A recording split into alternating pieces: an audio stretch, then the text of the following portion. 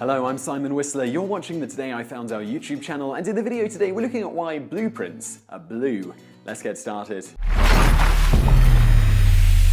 Making copies of architectural drawings hasn't always been the easiest thing in the world to do. For the majority of human history, the most economical solution was simply to have someone make a tracing of the original plans. In the mid-19th century, the process became abruptly much quicker and easier thanks to famed polymath Sir John Herschel.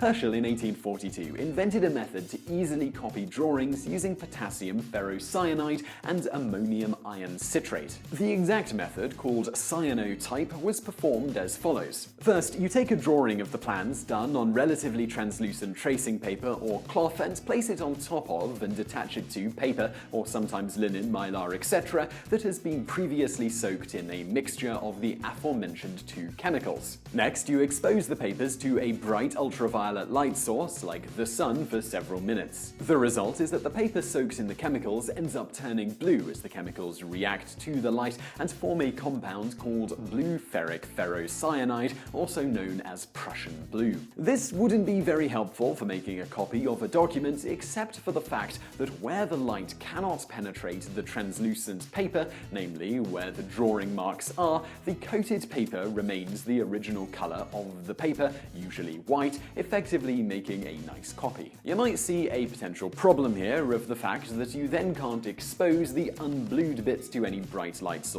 at first, but this problem is easily solved by simply washing the chemicals off, then allowing the paper to dry. At this point, the copy is complete. Within a few decades of the discovery of this method of copying, as well as other blueprinting methods, such as one developed by Alphonse Louis Poitevin in 1861 using ferrogallate, the price drops down to about 1/10 the cost of having someone simply trace the original plans. This helped the popularity of blueprints explode. In the mid-20th century, copying methods such as diazo prints and then later xenographic prints finally supplanted blueprints. Much more recently, simply sticking with digital versions of plans has become popular, with these having the advantage of being easy to modify and distribute as needed during the construction process. Despite the technological changes and the fact that these plans aren't on blue paper anymore, in popular vernacular, the term blueprints has stuck around anyways. So I really hope you found that video interesting. If you did, please give us a like below, it helps out, and don't forget to subscribe. Also, over there on the right are a couple of other videos you'll probably enjoy if you enjoyed this one, and thank you for watching.